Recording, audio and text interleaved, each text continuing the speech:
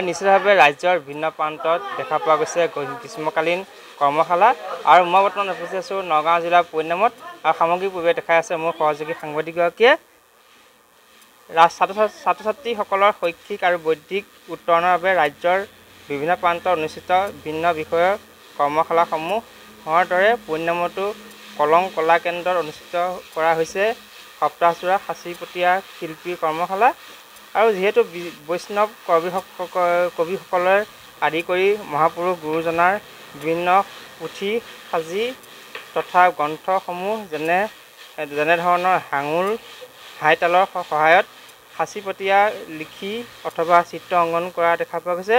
মোৰ সৈতে উপস্থিত আছে ইয়াৰ স্বত্বাধিকাৰ আৰু প্ৰশিক্ষক চিত্তৰঞ্জন বৰা। কি ক'ব?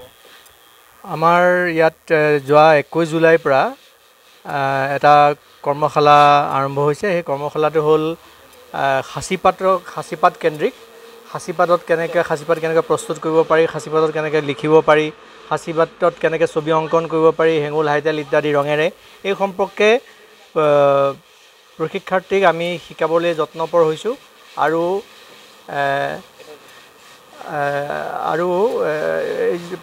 প্ৰশিক্ষাৰ্থী আমাৰ অসমৰ নগাঁও জিলাৰ বিভিন্ন ঠাইৰ পৰা ইয়ালৈ আহিছে আৰু প্ৰশিক্ষাৰ্থীসকলে ঘাইকৈ যদিওবা সকলো চিত্ৰশিল্পৰ লগত জড়িত নহয়, তথাপি তেওঁলোকে আগ্ৰহ কৰি পেলাই এই শিল্পৰ শিক্ষা গ্ৰহণ কৰিবৰ কাৰণে আগবাঢ়ি আহিছে।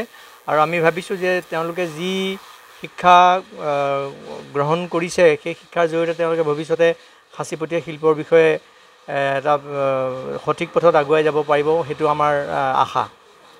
আৰু সাঁচিপাত মানে কেনেকৈ প্ৰস্তুত কৰা হয়, গছৰ বাকলিৰ পৰা বাকলি এৰুৱাই, সাঁচি গছৰ পৰা বাকলি এৰুৱাই তাক কি হয় পানীত তিয়াওৱা হয়, তাৰপিছত তাৰ পৰা উলিয়াই আনি ধোঁৱাত দিয়া হয়, ধোঁৱাৰ পৰা আকৌ আনি তিয়াই তাৰপিছত কি কৰা হয় তাক মানে হেঁচা দিয়া হয়, তাক দুচলা তক্তাৰ মাজত হেঁচা দিয়া হয়, তাৰপিছত তাত মাটিমাহ সনা হয়, হেঙুল হাইতেল ইত্যাদি সনা হয়, হেঙুল হাইতেল ইত্যাদি সানি তাৰপিছত তাক মানে কি কৰা হয় ঘিলা মৰা হয়, ঘিলা মৰাৰ পিছত আকৌ হাইতেল মৰা হয়, তাৰপিছত তাক লিখিবৰ কাৰণে বা আঁকিবৰ কাৰণে সি মানে প্ৰস্তুত হৈ উঠে। গতিকে ঠিক এনেধৰণে এটা অতি কষ্টকৰ এটা শিল্প আৰু যিকোনো ব্যক্তিয়ে যিকোনো লোকে এই কামটোত মানে কৰিবলৈ আগবাঢ়ি নাহে আৰু পৰম্পৰাটোৱে হৈছে হাজাৰ বছৰীয়া পৰম্পৰা। ভাস্কৰ বৰ্মাৰ দিনতে এই শিল্পই এটা মানে এটা নিৰ্দিষ্ট মাত্ৰাত এটা মানে ঐশ্বৰ্যশালী এটা মানে পৰ্যায়ত উপনীত হৈছিলে।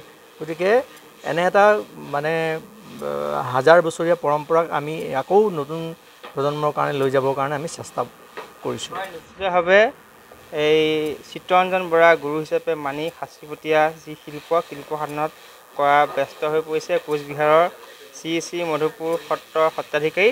মই সত্ৰাধিকাৰৰ ওচৰত গৈছোঁ আৰু সামগ্ৰিক পৰিৱেশ দেখাই আছে মোৰ সহযোগী সাংবাদিকগৰাকীয়ে। কি ক'ব? ইয়াত আজি যোৱা 21 তাৰিখৰ পৰা কৰ্মশালা চলি আছে চিত্তৰঞ্জন বৰা ছাৰৰ তত্ত্বাৱধানত। পুৰণিগুদামবাসীৰ বাবে অত্যন্ত সৌভাগ্যশালী এটা দিন যে সন্মুখতেই তেখেতসকলে এনেকুৱা এটা সুযোগ পাইছে যে পৌৰাণিক পদ্ধতিত যি আমাৰ অসমীয়া ভাষা সাহিত্য সংস্কৃতিৰ যি ইতিহাস আছিল সেইখিনি শিকিবৰ কাৰণে তেখেতসকলে এটা সুযোগ পাইছে। সেইকাৰণে পুৰণিগুদামবাসী ৰাইজ অত্যন্ত সৌভাগ্যশালী। কিমান দিন হ'ল? ইয়াত 21 তাৰিখৰ পৰা যোৱা 21 তাৰিখৰ পৰা কৰ্মশালা চলি আছে। কেনেকুৱা লাগিছে? সঁচাকৈ খুব ভাল লাগিছে। শিকিবলৈ পাইছোঁ বহুতখিনি যে কেনেকৈ সাঁচিপাত নিৰ্মাণ কৰিছিল, কিন্তু ইয়াৰ পৰা এটা কথা বুজিব পৰা গৈছে যে শংকৰদেৱ মাধৱদেৱ তথা আমাৰ অসমীয়া কলা কৃষ্টি বা ভাষা সাহিত্যৰ যিসকল সাধক আছিল তেখেতসকলে যে কিমান অহোপুৰুষাৰ্থ কষ্ট কৰি যে আমাৰ বাবে সাহিত্য আগবঢ়াই গৈছে এই কথাখিনি বুজিব পৰা গৈছে ইয়াৰ দ্বাৰা। ইয়াত যিমানখিনি কষ্ট নিহিত হৈ আছে সঁচাকৈ জানিবলৈ পাই আমি তেখেতসকলক শ্ৰদ্ধাৰে সুঁৱৰিছোঁ। হয়, নিশ্চিতভাৱে ৰাজ্যৰ বিভিন্ন প্ৰান্তত যিহেতু কৰ্মশালা হৈ আছে আৰু পৰিণামতো ব্যতিক্ৰম নহয়, পৰিণামতো দেখা পোৱা গৈছে সাঁচিপতীয়া শিল্পৰ কৰ্মশালা ইয়াত দেখা পোৱা গৈছে।